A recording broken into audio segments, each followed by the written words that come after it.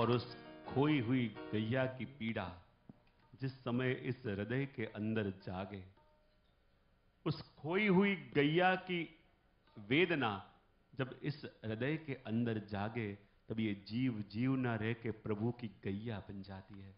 और जब प्रभु की गैया बन जावे तो गोपाल हरेक के बिना रह सकते हैं, पर उनकी गैया के बिना रह नहीं सकते।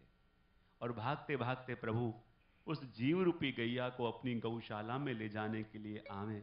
और आज इस कथा के अंदर अपन सब बैठे हैं, इसका मतलब क्या? उस गोपाल की कृपा से सभी गैयाएं आज गौशाला में आ गई। हम सब जीव हैं, हम सब प्रभु की गैयाएं हैं। और ये वो गैया हैं कि जो लकड़ियों से नहीं पर बांसुरी से खिंच के आई हैं। ये वो गैया हैं जो प्रभु की बांसुरी से खिंच के आई हैं। और बांसुरी से खिंच के आई हैं और तभी तो अपनी इच्छा से, जहां है कोई गैया अमेरिका से, कोई लंदन से, कोई अफ्रीका से, कोई ऑस्ट्रेलिया से, कोई साउथ अफ्रीका से, कोई दुबई से, कोई मस्कत से, कोई बहरीन से, कोई मोजाम्बिक से, कहां से, कोई पोर्टुगल से, कहां से।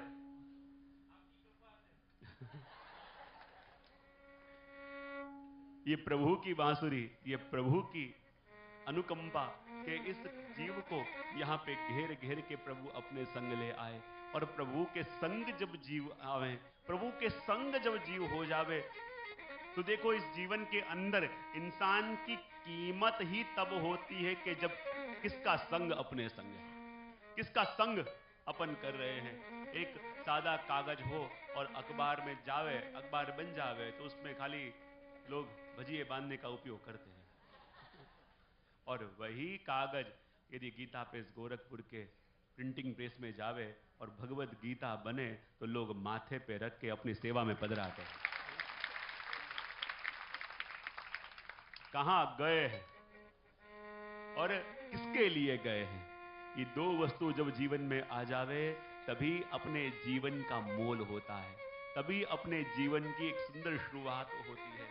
और इसलिए तो यहां पे कहते हैं कि भगवान गोपाल बनके, और गोपाल बनके अपनी खोई हुई गायों को ढूंढने के लिए पधारते हैं, और ढूंढने के लिए पधारते हैं। और जीवे जब वापस प्रभु के पास आवे, तभी तो महारास होता है। हाथ मनोद दिए महारास का। आज ही जीवे वापस आए हैं, इसलिए तो महारास। और महारास क्या है? देखो, मैं कई बार कहता हूं ना कि रास क्या है। श्री भगवान ने वृंदावन में गोपीजनों के संग जो रास किया, वही रास यानी नित्य नहीं है, लेकिन रास पूरा ब्रह्मांड कर रहा है। ये रास पूरी सृष्टि कर रही है। बोले कैसे? तो कहते हैं कि अपने जो ऋषि मुनि थे, वो सूक्ष्म से सूक्ष्म जाके अपने डीएनए के अंदर गए। और जब अपने डीएनए के अंदर गए तो उन्होंने क्या देखा? इलेक्ट्रॉन, न्यूट्रॉन और प्रोटॉन, और तीनों अंशों को देखा। और क्या देखा? वो स्थित नहीं थे, वो गोल गोल घूम रहे थे। क्या कर रहे थे? क्योंकि एनर्जी का स्वभाव है हमेशा गोल गोल घूमे। और जब वो सूक्ष्म दृष्टि छोड़ के और शरीर से बाहर निकल के जब ब्रह्मांड में गए, पूरी मिल्की वे को उन्होंने देखा, पूरे नक्षत्र को देखा, तो भी क्या देखा? वो भी स्थिर नहीं है, पर गोल गोल घूम रहे हैं। वहां भी रास है। और जब एनर्जी गोल गोल घूमती है, इसका मतलब क्या है? उसके मध्य में कोई ऐसा केंद्र बिंदु है कि जिसकी परिक्रमा ये कर रही है। तो ये रास यानी क्या? अपने जीवन के सेंटर में से जब प्रभु हट जावे तब त्रास, और जब जीवन के सेंटर में प्रभु आ जावे तब रास।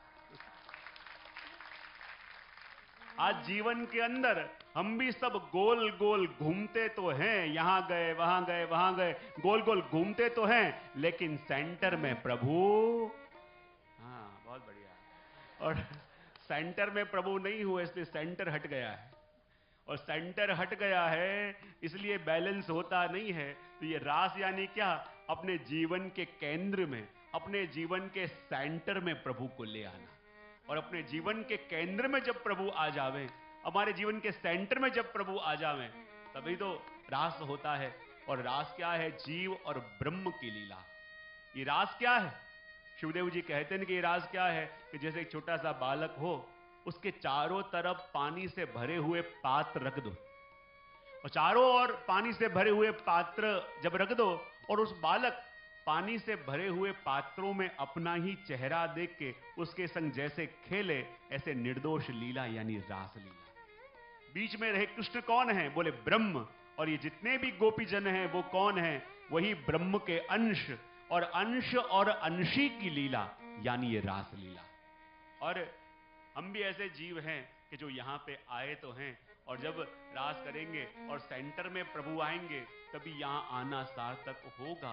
क्योंकि रास के अंदर पहले भगवान ने गोपियों को बुलाया, गोपियां सब कुछ छोड़ के आ गई और बाद में परीक्षा भी ली ना उनकी, है ना। भगवान ने कहा कि ऐसे ही सब कुछ मिलता नहीं ही, आए हैं तो परीक्षा देनी पड़ेगी। और भगवान ने गोपियों तक की परीक्षा ली। बोले क्यों? और जब परीक्षा लें तो दुखी होने जैसा नहीं है। मानो कि परीक्षा देने की योग्यता थी, क्वालिफाई थे, तब परीक्षा ली। बाकी जिसके अंदर तैयारी नहीं है, इसकी परीक्षा कोई कौन लेगा? वही व्यक्ति बहुत दुखी था, किसी जोशी के पास गया और पूछा कि मैं आजकल बहुत तकलीफ चल रही है। बोले कि तेरे ऊपर शनि की साड़ा साथी है। बोले क्या करूं? बोले इसकी शांति करानी पड़ेगी। बोले कितना होगा? बोले 2100 रुपया होगा। बोले मेरे पास तो वो भी नहीं है। बोले चल तेरे पास 1500 वो दे दे। बोले 1500 भी नहीं है। बोले चल तेरा भी नहीं मेरा भी नहीं, 1000 रुपया दे दे। बोले वो भी नहीं है। बोले 700 दे दे। बोले वो भी नहीं है। बोले 500 तो होगा। बोले वो भी नहीं है। बोले चल तेरा भी नहीं मेरा भी नहीं, 250 रुपया दे दे। बोले वो भी नहीं है मेरे पास। बोले चल 101 तो दे दे। बोले वो भी नहीं। चल 1.25 रुपया दे दे। बोले वो भी नहीं है। 1.25 रुपया भी नहीं। बोले नहीं तो फिर जलसा कर, शनिदेव भी क्या बिगाड़ लेंगे तेरा? तेरे पास बिगाड़ने का है क्या? बिगाड़ने का कुछ है तो बिगाड़ेंगे। तो जब प्रभु भी परीक्षा करते हैं तो उसकी परीक्षा करते हैं कि जिसकी परीक्षा देने की क्षमता है। तो यहां भगवान ने गोपियों को बुलाया और जब गोपियां आई, परीक्षा करी। और परीक्षा भी इसलिए करी, लेकिन क्यों? मैं हमेशा कहता हूं ना कि एक आध्यात्मिक पथ का सनातन सत्य, और आध्यात्मिक पथ का सनातन सत्य क्या है कि जिस समय जिस वस्तु की योग्यता अपने अंदर आ जावे, वो वस्तु कहीं से भी हमें मिले बिना रह नहीं सकती।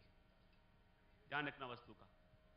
जब जिस वस्तु के योग्य हम हो जावें, वो वस्तु कहीं से भी हमें मिले बिना रह नहीं सकती। और वस्तु अभी तक मिली नहीं है तो मानो दोष प्रभु का नहीं, दोष अभी